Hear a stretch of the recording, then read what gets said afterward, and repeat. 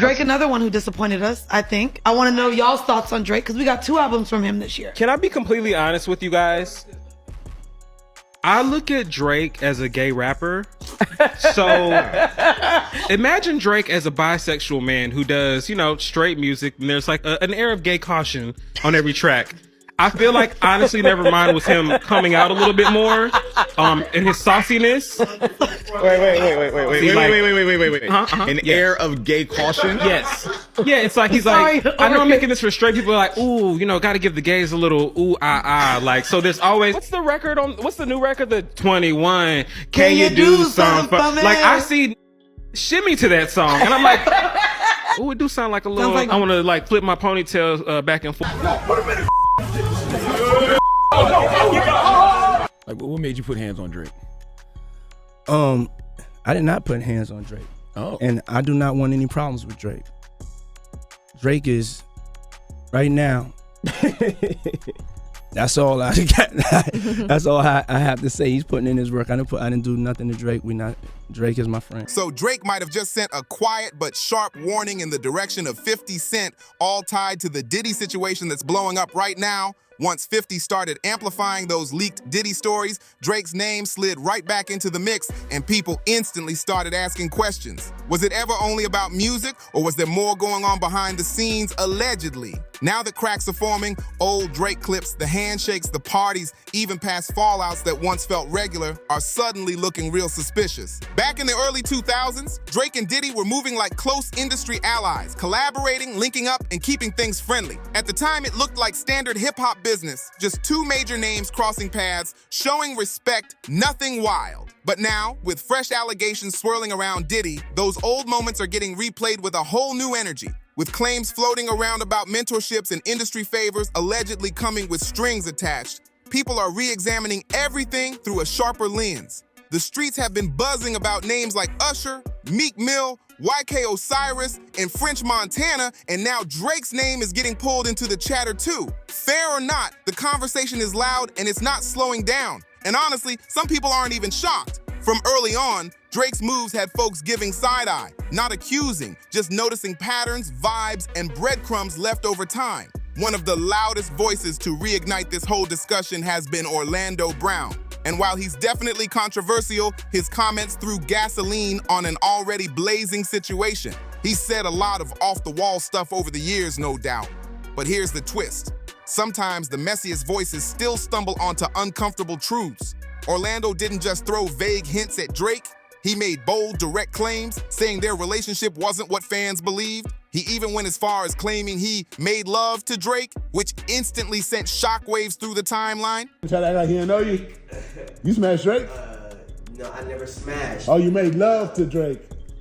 Most people brushed it off fast, saying Orlando was spiraling again, business as usual. But the streets don't just listen to what's said, they watch how things line up. Once people started replaying Drake's old interviews, lyrics, and public moments, those Orlando comments didn't feel as random as folks wanted them to be. Take the music, for example. That Girls Want Girls track had people raising eyebrows immediately. Lines like, say that you a lesbian girl, me too, and girls want girls where I'm from, stop the culture mid-scroll.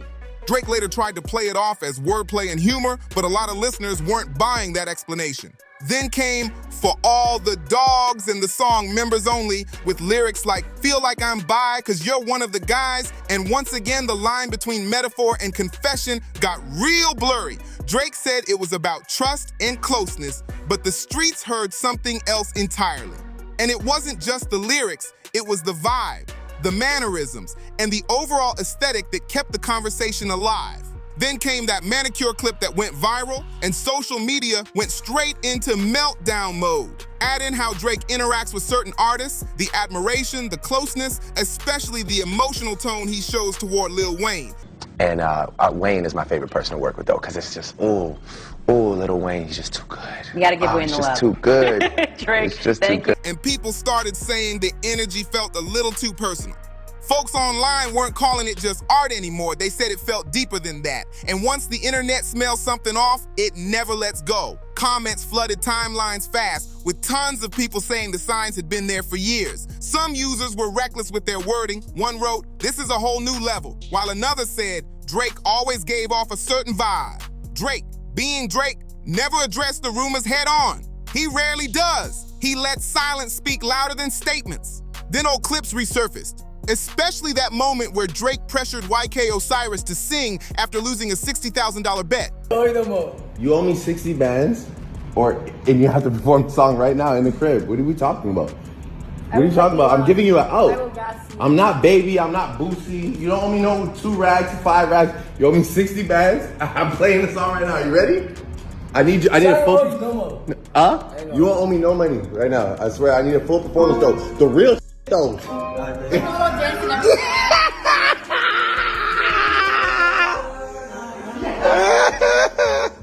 I'm serious. You just gotta be ready. Oh, again. Back then, people laughed it off, but watching it now, the body language hit different. It didn't feel playful. It felt like power, like hierarchy being enforced. One user called it the biggest boss move they'd ever seen. Then YK's child's mother posted that she caught him with another man, and suddenly people started connecting dots they never even noticed before. That's what had fans wondering if that man could have been Drake all along. And this is where the Diddy connection slides right back into focus. Word on the street has been that Drake was seen at some of those now infamous Diddy parties, allegedly not as a victim, but as someone active in the circle. For a long time, Drake stayed close, real close, until one day, he didn't. Insiders claim once Drake hit a certain level, once he no longer needed industry power players, he started creating distance, tightening his circle, and guarding his image. And allegedly, that didn't sit well with Diddy at all. According to multiple lawsuits and insider stories, Diddy doesn't take rejection lightly, especially when control starts slipping. That's when things supposedly turned icy behind the scenes. The friendship cooled, tension built quietly, and the vibes shifted without the public knowing. And let's not forget, Drake didn't come up alone. He had a mentor in Jay-Z, someone he openly admired and credited as inspiration.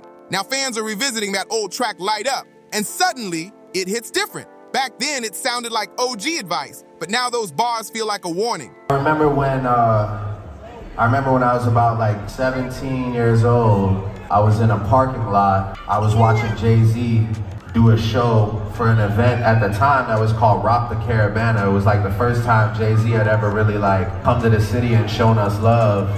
And I was with one of my friends from school, and I was in the parking lot.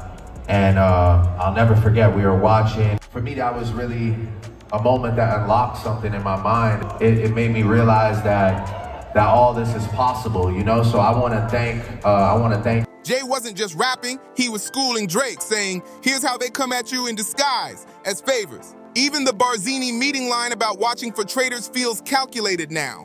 Not random bars, but a blueprint. Fans believe Jay was low-key warning Drake about powerful figures like Diddy, reminding him that in this industry, favors are never free, and friendly faces often come with strings attached. It's all about how one no can flip allies into enemies overnight. And if Drake caught that lesson early, it explains why he slowly pulled back once things started feeling off.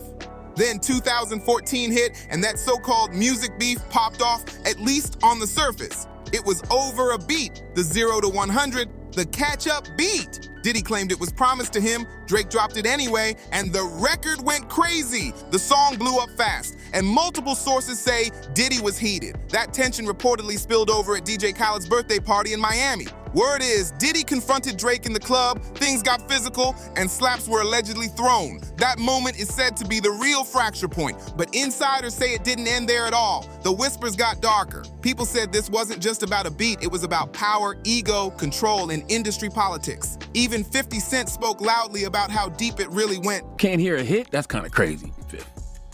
He still hear things from back then, that time period. Oh, got you now. Right. Okay. Got you saying. He can't buy the record. You play it for him right now, and it's hot. He can't buy it. This is why he's fighting Drake. When you hit Drake, because he used the beat that he didn't actually use. 0 to 100. Right, you see what I'm saying? So if he heard it, and then he heard Drake use it, but it wasn't a hit yet until Drake put the lines on it. And he's upset about that because he can't hear it, but he felt like he took something from him. Then came the LA whispers, talk about serious pressure behind the scenes. About Drake being lined up, allegedly, real or exaggerated, Drake didn't gamble with his safety. He moved calculated, locked in with people who had real reach and respect. That's when the game enters the picture. Drake didn't just collab, he embedded himself for protection. Game was tapped in, certified, respected in the city. Drake even shot videos in Compton, not for fans, but as a message to the streets. And here's where it gets wild. During that Compton shoot, Drake reportedly felt uneasy, according to WAC 100, and that feeling said everything without him saying a word. He noticed unfamiliar faces watching him, and the vibe felt wrong, like someone was lining up a move on him and that rumored bounty was about to get collected. Drake panicked and dipped fast. WAC 100 later said he had to send someone to catch up and explain those dudes were actually there for protection, not trouble. By 2015, the public story switched up. French Montana claimed he helped calm the situation, and Diddy went on radio saying Drake was still his friend. But the vibe never bounced back. Industry cool on top, ice cold underneath. Then comes Cassie, another piece people didn't fully understand at the time. Back in 2013, word was Drake tried to bring her into his circle, and even the rumor alone could have pushed buttons. Knowing what Cassie later revealed about control and obsession in her situation, people now think perception alone could have sparked serious tension. Folks even dug up Lil Duval's old tweet, "I heard Diddy swung on Drake in Miami for saying hello to Cassie." People laughed back then, but now that line hits way different. Fast forward to Diddy's legal drama and the RICO rumors heating up. Drake unfollows, Diddy keeps distance, moving cautious like they barely knew each other. Then 50 Cent pops back up with his Diddy documentary series, dropping hints about tapes, footage, and names waiting to surface. And that's when the uncomfortable questioning kicked in again. If certain footage really exists, if names like Meek Mill, Usher, French Montana, and YK Osiris are already floating around, and if Drake was ever in those spaces, could he be seen on something too? Maybe caught up in a moment that reads wild today? That's the question the streets keep circling back to, because when dots start lining up this tight, silence doesn't slow the conversation down. It makes people dig deeper. And instead of killing the talk, it only feeds it even more. With part 2 of 50 Cent's series looming, people aren't just watching Diddy anymore. They're watching everyone who ever moved close to him, and yes, that includes Drake. So what do you think? Was Drake just another artist trying to survive a dangerous industry full of power plays? Or was he closer to that world than fans want to admit? And if more tapes really surface, whose name do you think is next to shake the timeline? Drop your thoughts in the comments. If you rock with unfiltered heat like this, don't just scroll past, lock in, hit like, subscribe, share this out, and stay tapped in because the next jaw dropper is already loading. See you in the next one.